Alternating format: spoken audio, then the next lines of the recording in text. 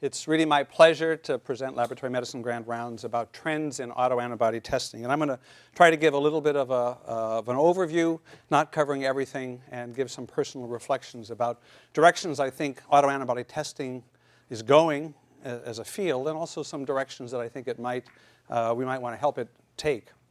I have a few acknowledgments, just support of various kinds in the past. But I particularly have a huge debt of thanks to the Immunology Laboratory and really the entire Department of Laboratory Medicine for being friends and colleagues over the many years I've been here. Let me start out by defining autoimmunity, an immune response directed against the self. So the usual response, of course, is immune responses directed against foreign antigens, such as viruses and bacteria. And in 1898, Paul Ehrlich coined the term horror autotoxicus. And what he really meant is that it's such a horrible thought to think about the immune system directed against the self that he argued it was so horrific it couldn't exist. It just wasn't present. But he coined the concept and then said it was a straw man, doesn't happen. And it turns out, despite winning the Nobel laureate and having many, many accomplishments in this particular area, he was incorrect. And in fact, we human beings and organisms do all kinds of things to ourselves that might be self-destructive in one way or another. And in this way, I'd like to point out Paul Ehrlich's office and a way in which he might be thought of as being, in some sense, self-destructive. And those of you who know my office know I am particularly fond of this picture of Paul Ehrlich. He got the Nobel Prize, but our offices, and in that sense we differ, but our offices are similar. So, a lot of reasons to think about autoimmunity. And this is really a very hot area of research with genetic factors, environmental factors, chance. And it's interesting, genetically identical mice, or for that matter, humans, that are raised in the same situation are not immunologically identical. There are changes that take place. So there's a stochastic or chance component that may play a role as well. But when one thinks about the range of autoimmune diseases, it really covers all of medicine. And the goal is not to go through all this detailed list, but just to point out, ranging from endocrine disorders, where the treatment is so simple much of the time, replacing the absent hormone, that we don't even think about them so often as autoimmune diseases, but really covering a full range of medicine. And so literally autoimmune disease all the way from head to toe, such a range of diseases. What I'm going to spend more time talking about today, instead of the organ-specific disorders, is the multi-system diseases, the diseases that affect many, many different organs in the body all at the same time. And these are really challenging in a number of different ways, clinically, diagnostically, because the clinical features and the course are so variable and diverse. But there are some repeated patterns. The joints are often involved, which is why arthritis specialists, that is rheumatologists, often got interested in these disorders. Skin is involved, kidneys, blood vessels, many, many different parts of the body. A key component is that autoantibodies, these antibodies directed against self, are present in most of these disorders. And in fact, they play a role both diagnostically as well as pathogenically. They actually play a part in injuring the organs. One of the important factors clinically is that the diagnosis of these diseases is often based on a combination of clinical features coupled with the presence of a variety of autoantibodies and other laboratory tests, but the autoantibodies to nuclear antigens, or the ANA tests, play a central role. And I'll be spending more time talking about ANAs and their evaluation later today. So these systemic autoimmune diseases that we're talking about include lupus, Sjogren's syndrome, systemic sclerosis or scleroderma, dermatomyositis, and then some disorders that have a hard time being classified as one kind of disease or another. And so the term mixed connective tissue disease, or sometimes another term that's used is overlap connective tissue diseases. These are sometimes used. One of the key features, or not key feature, but a common feature in many of these disorders is Raynaud's phenomenon, where these patients have increased reactivity to the cold, so their blood vessels clamp down, leading to ischemia. So the white finger on exposure to cold is one of the many diverse manifestations. Overall, autoimmune diseases are really rather common in the population. And this is based on a survey several years ago with autoimmune thyroid disease being actually fairly common, rheumatoid arthritis, and you can see a variety of different disorders. I'll be talking about rheumatoid arthritis and systemic lupus, but autoimmune diseases in general are actually quite common in the population, and overall it's been estimated that about 5% of the population have some kind of autoimmune disease. And remarkably, for many of these disorders, women predominate. So autoimmune thyroid disease, rheumatoid arthritis, lupus, many of these disorders are much more common in women than in men. And that also is a very interesting area of active research, the answers of which are not perfectly clear at this point. So the point is that autoimmune diseases are common.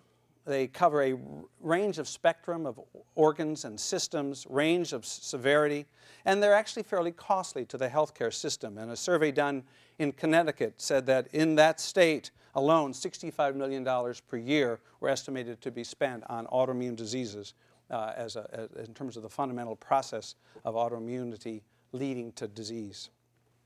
So in this background, in this setting, the goals of my talk today are several. I want to talk about some trends in methodology, autoantibody detection methods, and the bottom line is that we're moving from older and labor-intensive methods to newer, typically more automated and multiplex testing, where we can do many tests at once. I think we have a trend towards better tests in many instances, and I'm going to highlight a rather recently described test that's widely used or increasingly used, and that's the Anti-CCP test for rheumatoid arthritis, which is used together with rheumatoid factor, and I'll talk about that more later. And then as an important issue for the general practitioner and really for laboratory testing in general, I wanted to describe some of the reasons why there might be lack of concordance between clinical diagnosis and autoantibody test results, so-called biological false positive results. The idea here is this is not a lab error in the sense that somebody's making a mistake, but the systems of laboratory testing lead to misleading false positives, and I want to talk about that. And so when you see this red light showing up, it means I'm coming back to that theme, because this is a theme that keeps recurring in autoantibody testing and one that I want to talk about today. So briefly, getting to specifics, let me talk about lupus, which is a prototypic systemic rheumatic disease. Variable course, variable presentation, a wide variety of manifestations. But the key laboratory test is one that's present in the vast majority of patients, a positive ANA present in almost all cases of lupus. But also multiple autoantibodies are typically found. This is a patient with a typical butterfly rash, the red cheeks that are seen in lupus, a hallmark clinically in patients with lupus. So let me talk about methods for testing for autoantibodies. And I'm going to talk about sort of where we have come from in the remote past, what I'm calling legacy methods. And I think there's still a role for some of these tests, but they were highlighted really by manual testing with lots of visual interpretation. So one characteristic kind of test is immune precipitation, where the antigens and the antibodies combine, and when they combine, they precipitate out. And when that happens, you can see a visible line in a gel, and the technologist looks at it and says, oh, okay, that's a positive result because I can see this line showing up in a gel. The advantage of this kind of testing is it's rather easy to make the antigen because you can just isolate whole tissue basically and make an extract, grind it up, put it into the reagent, and it works by itself. There isn't much problem with antigen preparation. The problem with these kinds of tests is that they're less sensitive than modern methods, less precise, and less automated. So the example I want to show, again, this legacy method, is the double diffusion gel. And the story here is you put the antigen preparation in the middle well, put the serum of various patients on the outside, and where they come together because of the presence of this antibody, you can see this line of precipitation. And by that, make a diagnosis of make a laboratory test finding for the presence of this kind of autoantibody. Current standards of methodology are moving really substantially away from these more manual and visible methods. But we have some that I would consider sort of a hybrid in that regard. And I'm going to talk about immunofluorescence microscopy in that line. I'm also going to talk about enzyme immunoassay as a technology that's widely used that is more automated. So we're kind of having a spectrum from purely manual to less manual. So let me describe immunofluorescence microscopy briefly, and I think most of you understand this technology. For using immunofluorescence ANA testing, for example, one would have cultured cells on the slide shown here in the top left corner. The serum is applied to it, and shown in a cartoon view, the antigens are present in the cells themselves. In red, the autoantibody binds to the cellular antigen, and then in green, an fluorescence labeled antibody to the human antibodies will detect those, and you can detect this then in a microscope. And this is the standard immunofluorescence ANA pattern that one sees. So the top left corner is very, very dark because that's a negative result. The top right corner over here is a positive result, strongly fluorescent, and then a weak intensity pattern over here. And one can grade these and do this kind of immunofluorescence ANA testing by this technology. The advantages of immunofluorescence is that these are biologically prepared antigens. That is, the tissue culture or the sections of the cells themselves make the antigen. So you just put them on a slide, and there's no particular preparation that's required because these are biologically prepared antigens. So little antigen isolation involved. And these are also the tried and true methods that have been present for many years for ANA testing. The disadvantage is that this is a manual method. It's really dependent on a technologist looking in a microscope and deciding, is this positive or negative? And when you look at very experienced labs really around the country and around the world who are doing this kind of test, and reported a few years ago now by one of the leaders of ANA testing, that sent the same specimens to 15 labs around the world that included 125 normal sera. And the results obtained in these expert labs was almost a third of patients that were normal were reported as having positive test results. Where that was screening at a 1 to 40 dilution of the serum. The serum was diluted 40 times and the testing is done. Significant numbers of these normal sera were also positive at higher titers. And so the problem is that what would be considered a positive test result occurred in even normal individuals. Another problem is lack of standardization. The labs varied substantially in results and titers. So some laboratories had very positive results that were very frequent, others less so. So one reason for repeatedly false positive tests, I think, that we as a profession can do something about is to make sure that our labs don't have methods that are too sensitive or the cutoff that is too low. Because I think if you say that 1/3 of normal people have a positive laboratory test result, then one should say, well, how did you define normal in this kind of context? And at the University of Washington Immunology Lab, we spend a lot of time rechecking groups of normal individuals to make sure we don't have that kind of systemic problem that can lead to false positive results. So another issue related to this is the individual technologist and looking under the microscope. And I can show an example of this kind of problem just on the screen. And you can see that slides come and go in intensity over time. And this is a problem that actually occurs when you're looking under the microscope, where the intensity actually fades as the slide is looked at over a period of time. So there is the problem of fluorescence that fades as the technologist is looking at it, as well as the problem of a calibrator. And again, in our laboratory, we have what's called an endpoint control, where there is a sample that's always run on every slide that serves as a calibrator. And for those who do clinical chemistry, it would be not surprising to have a calibrator like this. But in clinical immunology, unfortunately, that's not the standard approach. And so something that we've been advocating and have been employing in-house, so that when we say something is negative, what we mean is it's less than the endpoint, and we don't have to worry about the exact amount of fluorescence because we're always comparing it with a standard, with a calibrator. I'm going to move to talk about enzyme immunoassay, or ELISA, or EIA. Again, a widely used technology in the laboratory. The antigen, cartoon shown in yellow here, is placed on the plastic well, and the actual wells are shown here on the bottom right. If there's an antibody present, it binds to that well. One adds the enzyme-labeled antibody to human IgG. In the immunofluorescence test, it's a fluorescein dye. In this case, it's the enzyme. And then one adds a substrate and reads the color. And this can be read quantitatively, precisely, and essentially in an automated way. And those are the advantages of this kind of system. It's a semi-automated readout, higher throughput, more objective than older technologies, including immunofluorescence microscopy. But there is a problem with ELISA, and that is it depends on the antigen preparation. It has to be pure, has to be well taken care of. And the industry and people who make these kinds of assays spend a lot of time working on that. But the other problem is nonspecific binding to plastic. What you're asking is that the plastic initially bind the first antigen that's put on initially to make the test positive for a particular antigen.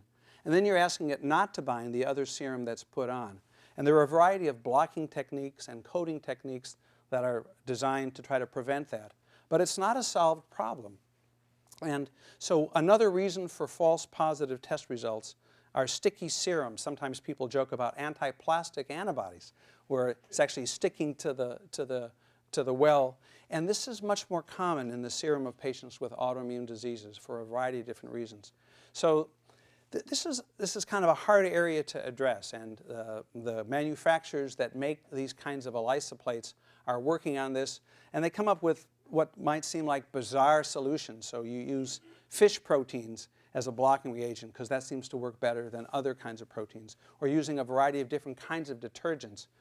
The other thing that's interesting in this arena is that each manufacturer has their own system of blocking reagents, and it's often either under patent or something they don't want to tell you about. So it's hard to know exactly what's done. But I think it's an unsolved problem, and we see it in the laboratory more commonly than I would like, I would say, and something that, again, we try to encourage both laboratorians and clinicians to be aware of when something doesn't make sense, because this, again, is another reason for repeatedly positive autoantibody tests. And the hallmark here, the clue, is that all the antibody tests are positive because they're sticky to plastic in general. A characteristic finding is that many, many different antibody tests that don't make sense clinically, patterns that wouldn't work well together clinically, are positive in this kind of setting. Now, I want to talk about some newer kind of emerging technology that's reaching the clinical laboratory, and that's multiplex testing, the ability to test multiple autoantibodies simultaneously. And there are a couple of different kinds of platforms for doing this. One of them is based on beads, and the other is based on arrays. And I'll show pictures of these. The idea is that really you can do simultaneous ELISAs, a number of different ELISAs, all at the same time.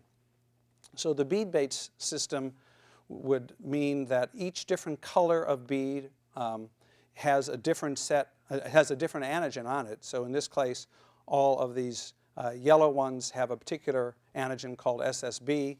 All the red ones have another antigen called SSA. And you can have potentially up to 100 or so different colored beads, each of which has a different antigen on it.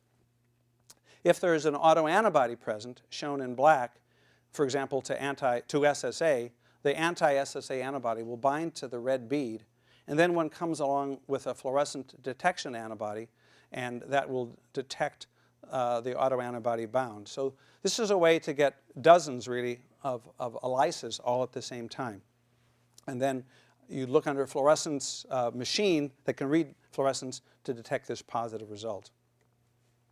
Another approach is based on the array systems. So there's a lot of interest in putting antigens or proteins or DNA or RNA on a slide or on a piece of matrix of some kind.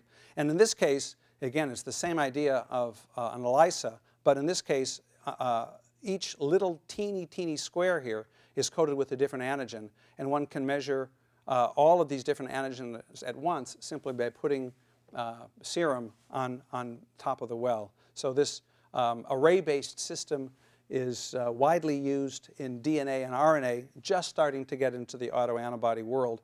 Nothing that is routinely clinically available, but may be emerging in a few years.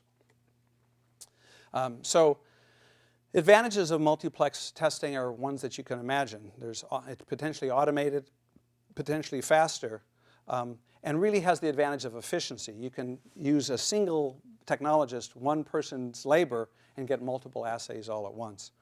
Another potential advantage of this is that it facilitates some kind of pattern recognition, because if multiple autoantibodies are present, you might be able to promote a diagnosis by looking not at a single result, but at pattern recognition, and I'll get back to that a little bit later. A disadvantage in a clinical laboratory setting, however, is that if this is your only technology, sometimes you get more information than you want or more than is ordered, and if we don't want to be doing tests that aren't ordered by a clinician. So there are ways to work around that, but that does happen. This doesn't solve the problem of nonspecific binding, so that's present on any of these solid phase kinds of systems, whether it's a bead or an array system. And in fact, I think some of the array systems have not moved forward as rapidly as one would like because nonspecific binding remains an issue, and it's hard to block sometimes, particularly for these sticky sera and proteins. Another issue that we have seen is that because of the need to detect multiple autoantibodies all at once, one comes up with a compromise potentially so that all the different antigens or all the different antibodies can be detected at once, and so you may not make the perfect antibody reaction for any given autoantibody, and some of them differ from one to another. That hasn't been a huge problem in the testing, but I think it's one that bears paying attention to, and I think is a little bit of a problem right now. The compromise of being able to test everything at once might mean that you don't optimize the situation, the conditions for any particular assay.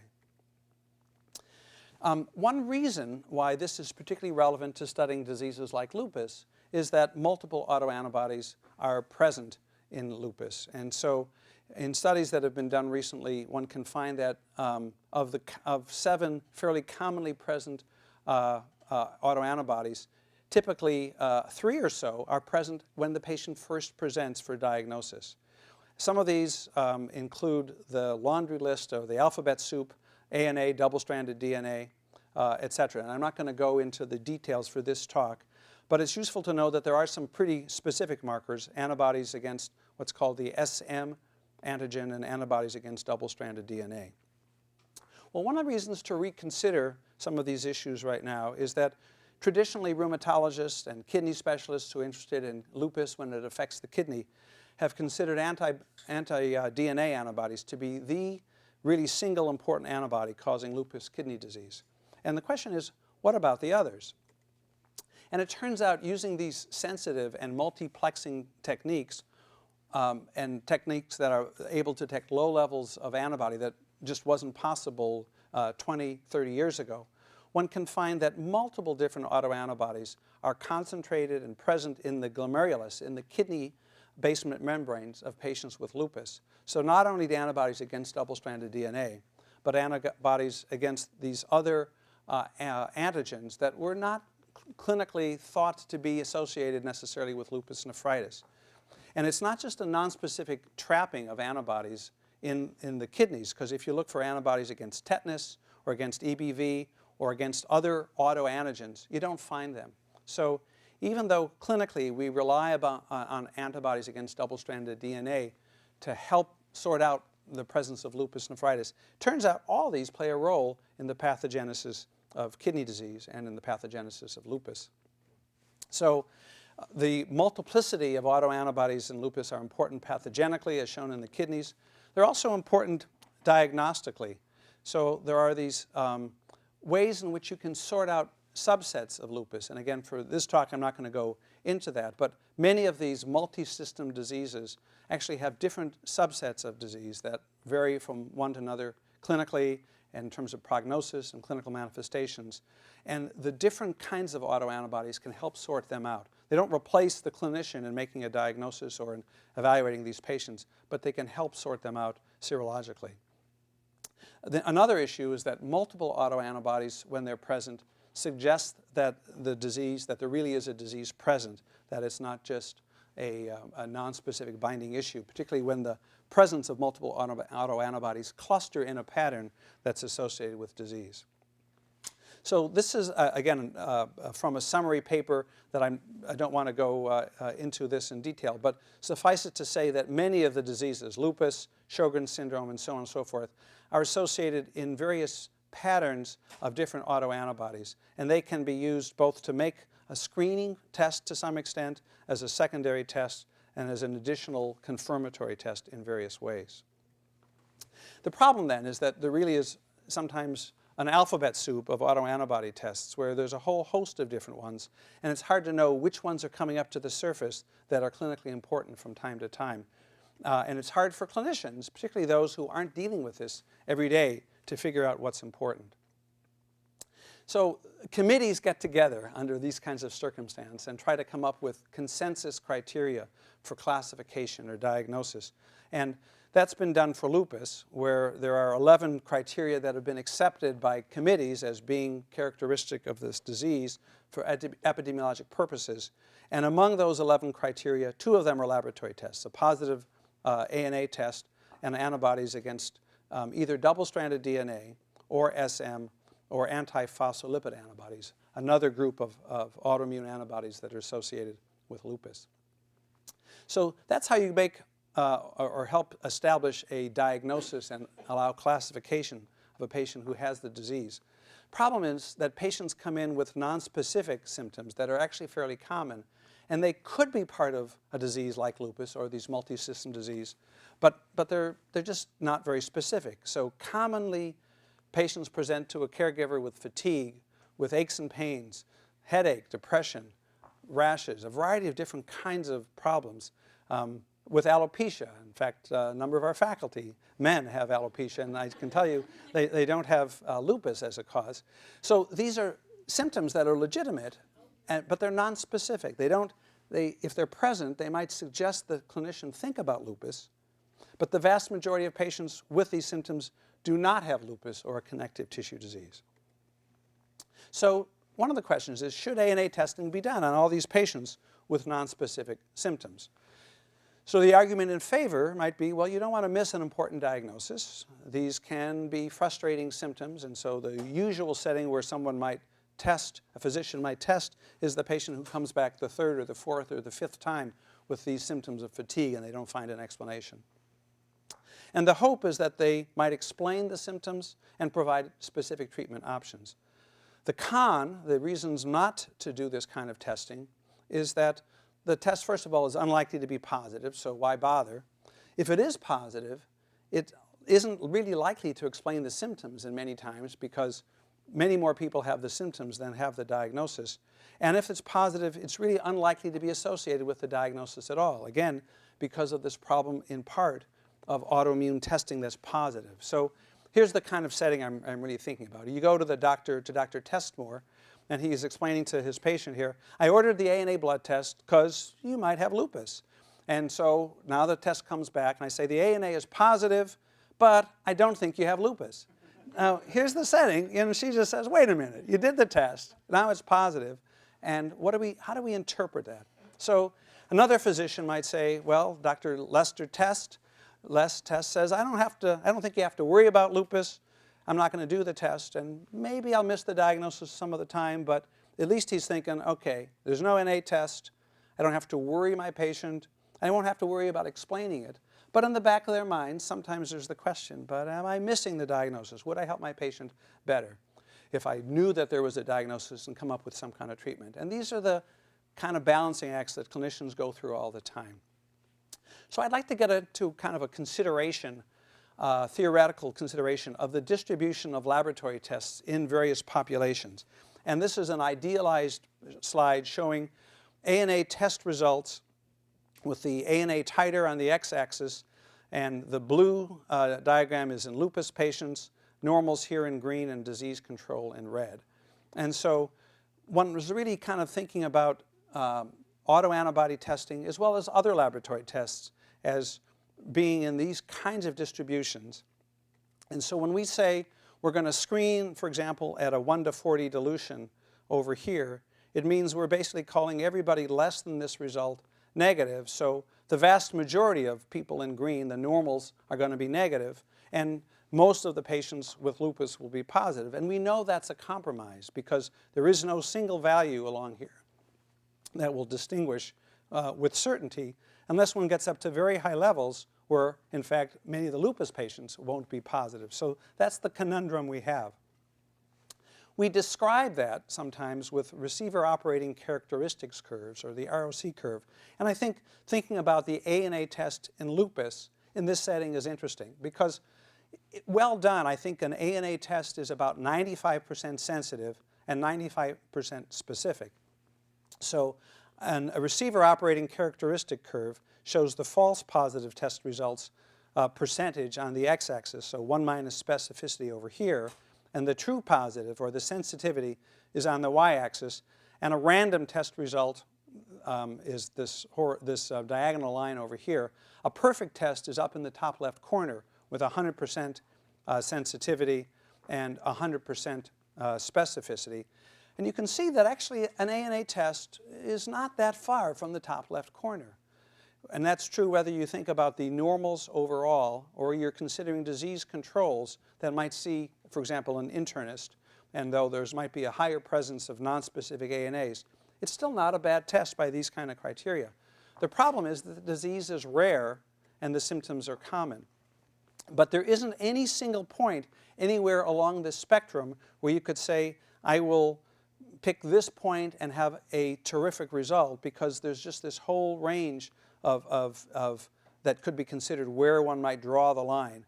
And for a screening test, we typically want a sensitive test down on this end, but for a confirmatory test, we want a test that's more specific.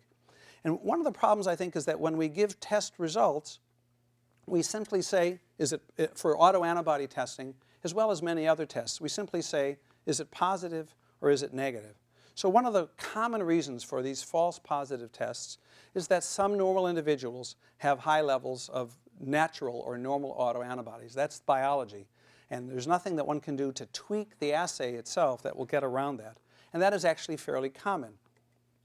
In fact, if you look in a hypothetical population, and this is adapted from a figure in the New England Journal of a few years ago, the vast majority of patients will have a negative ANA, this large gray over here. If you look at patients with a positive ANA, a minority will have a rheumatologic autoimmune disease, such as lupus or these diseases I've been talking about. Approximately equal number will have other kinds of diagnoses that are known to be associated with these positive ANA tests, such as autoimmune thyroid disease, and it's known that patients with one autoimmune disease tend to have a variety of different kinds of autoantibodies. Or hepatitis C is associated with positive ANAs. But most positive ANAs actually are unexplained. You just don't have a clear answer as to why the ANA is positive. So in this setting, we've got the patient who's telling the doctor's telling the patient, I don't think you have lupus. Is there something we can do to keep this patient from trolling around our head and everybody getting anxious about these results? Well, our standard response is to say, let's educate physicians. Don't test when you shouldn't. And we tell patients, well, don't overinterpret your tests. Maybe the answer is let your doctor overinterpret the tests or appropriately interpret the tests. The question I have is there something else that we in the laboratory can do to help with our technology? Is there a better way to report quantitative test results? So typically we use a single threshold of positive. So both a 1 to 40 low positive, single low level value, and a 1 to 640, both are reported in our lab report as positive, and then gives the titer, but we don't put a context for what that positivity is. Can we do better? Well, a consensus conference that included the World Health Organization, the CDC, and others put together a policy statement, and their major conclusion from the statement is that we need to have these areas that are considered indeterminate zones or follow-up areas. So we should have a threshold where we say something is positive, and if it's really high, then that's a positive result. Definitely negative areas, and these areas in between. And so we just kind of had this broad range that is kind of indeterminate as a result. And we do that in our laboratory. I think that's one solution. Another possible solution, I would say, is to use some kind of statistical technique. So one can report standard deviations above the mean, and that gives some kind of quantitative assessment for if a person has a certain test result, how abnormal is it? And we do this in some occasions. I would say clinicians don't particularly like this, and most of us don't have a very good intuitive feel about what standard deviations mean. Another is the approach that was taken by this consensus conference, and that is done routinely by people in this field, for example, for antiphospholipid testing, where we always have been taught and have been practicing reporting these as low positive, intermediate positive, high positive, as well as negative. One of the questions I have in terms of a trend for the future is, can we use some kind of smart system, maybe something that be related to computer-aided laboratory interpretation? So there is a paper that came out just last year that addressed this question exactly in terms of autoantibody results. And what they're saying is maybe we can use laboratory tests alone to make clinical diagnoses of these autoimmune diseases. And in fact, one vendor has FDA approval for this approach. And my interpretation is that this kind of pattern analysis for diagnosis is premature. And I think, although you can cluster patients a little bit, I don't think it works very well. But there is another question is, can we just make the laboratory results that we give to physicians and clinicians, can we make them more valuable and more useful? And the question that I have is, can we use probabilistic reasoning in some way that's formalized? This is something that clinicians are doing all the time. They're kind of making mental note of how positive or how abnormal is this result, how do I interpret that in the context of my patient? But there isn't a formal way that the laboratory plays a role in that most of the time. But we have all the data. We know that we can mine our data sets to know how normal people distribute, how patients in the hospital or patients with lupus distribute. And so we can actually generate these kinds of curves. And again, this is idealized, but we have ways to do that. And so one notion would be to use that data. And it turns out that the ratio of the height of the curve at any given test result actually gives a relative risk of having one condition that is being in one distribution or another. And we can use the ratios of these heights to calculate the relative risk for a given test result being associated with a particular condition. So, for example, a 1 to 40 ANA in lupus patients, the height is, as shown in blue here, is just a little bit greater than the height as shown in normals here. Whereas at a 1 to 160, the lupus patient height distribution is much higher. And so simply looking at those ratios, one might be able to get a sense quantitatively that the ratio of lupus to non-lupus is much, much greater at 1 to 160 than at 1 to 40. And so we can give something that's a little bit more quantitative, I think, as a test result. So right now, our ANA result goes out as 1 to 40, we just call it positive, or 1 to 640, and we call it positive. But I think we could potentially come up with a little bit of extra information. So if there's a random result, we might be able to say, okay, lupus we know is present in about 0.1% of the overall population. Maybe we could have an additional comment, for example, that this positive result has about a 2% chance of having lupus or related connective tissue disease in the random population. So then we give a test result, but we support the clinician and the clinician explaining to the patient that says, you know, yes, this is above our threshold, but you still only have a 2% chance of having a diagnosis, so that we can give people a quantitative use of the data. In a similar way, if a high titer was present, we would say, okay, you might have a 50% chance. Another possibility that could arise if we use something where the laboratory requisition or an online order entry actually asks something for pre-test probability. Doctor, when you order an ANA, what do you think the odds are of your patient having one of these disorders? And very often the clinician is just saying, I want to rule it out. I want to get a negative result. That's what I'm looking for. So I might order the test when I think the test is where the patient only has about a 1% or a 2% or a 10% probability of having a diagnosis.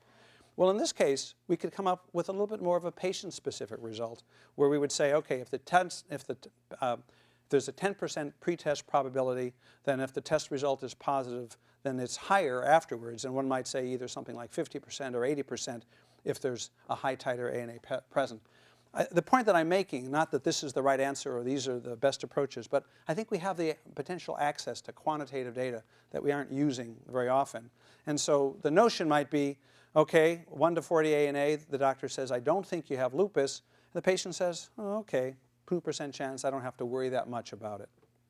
So this potential for having improved interpretation and reporting of quantitative data, I think is a trend for the future, not just in autoantibody testing, but really throughout the laboratory.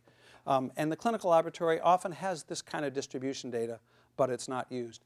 We are doing this testing already for prenatal testing, so testing for Down syndrome, trisomy screening. We're using just this kind of approach where we're looking at the absolute magnitude of the abnormality and coming up with a prediction.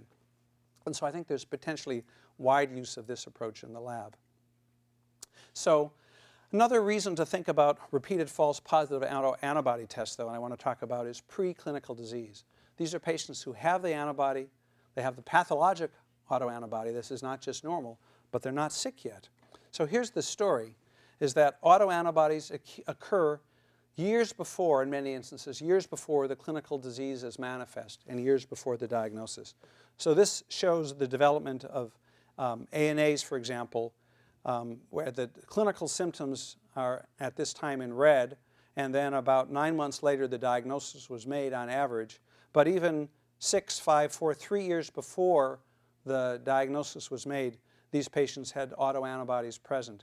And this kind of pattern is true for multiple disorders. Lupus, as shown in this slide, rheumatoid arthritis, Sjogren's, type 1 diabetes, autoimmune thyroid disease, probably many others. So these are actually pathologic autoantibodies, but the patient isn't sick yet. And the problem is we don't know how to sort those out.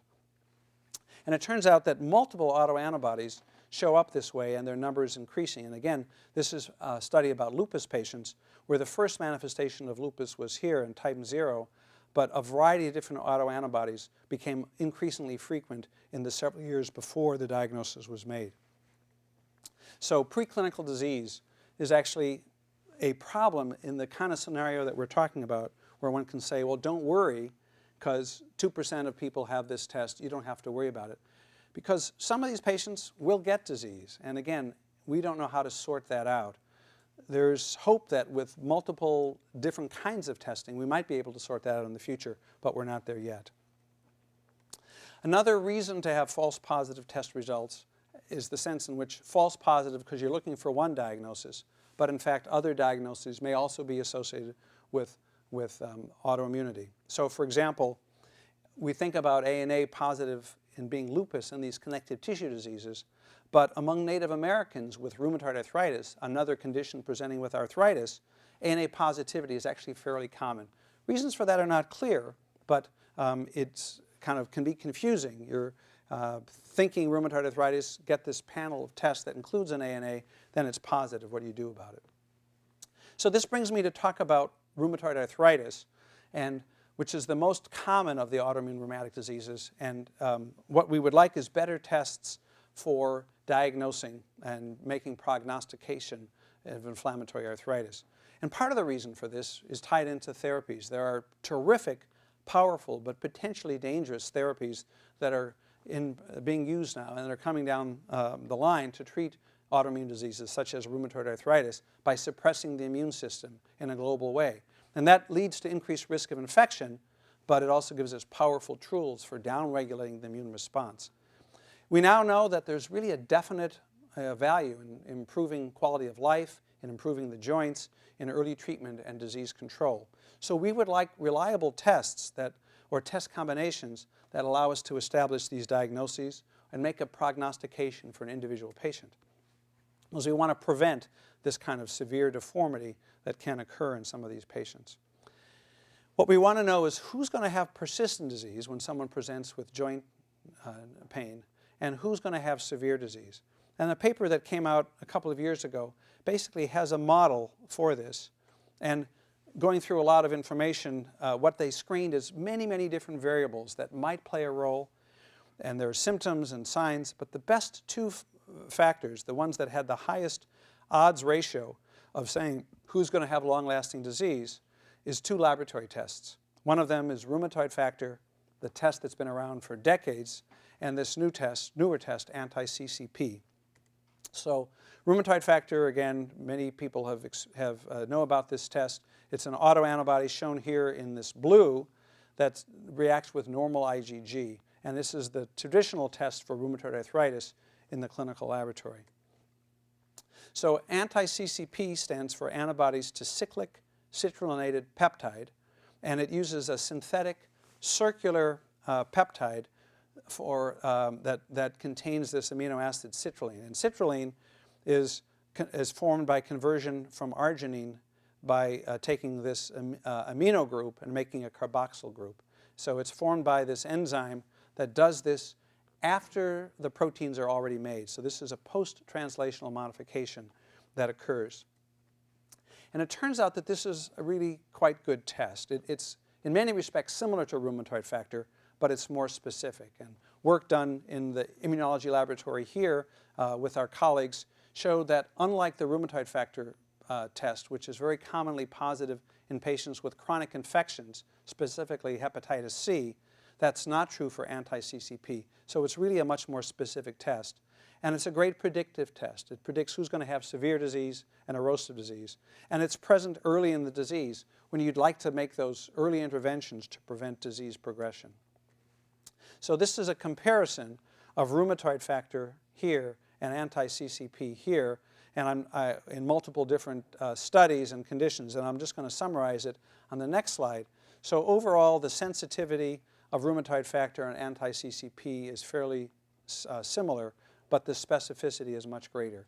If you have an anti-CCP that's present in pretty high titer, you're almost assuredly, and have arthritis, almost assuredly you have rheumatoid arthritis and merit some kind of consideration for active intervention.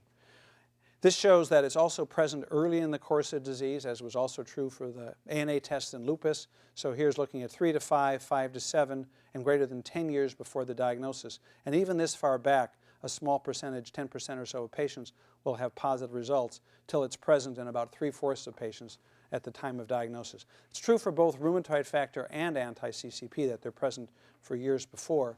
So that combination actually tells you this is very likely to be rheumatoid arthritis. So this test is really increasingly being used by rheumatologists, by specialists, but also by primary care physicians. We wonder whether it might actually replace the test for rheumatoid factor.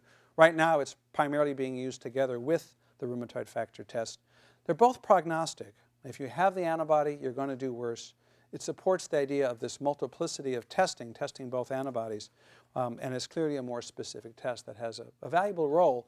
And people are actually talking now about using the presence of these antibodies in patients who have a family history of rheumatoid arthritis to consider early treatment, even pre-symptomatic or only minimal symptomatic, before the diagnosis can be established.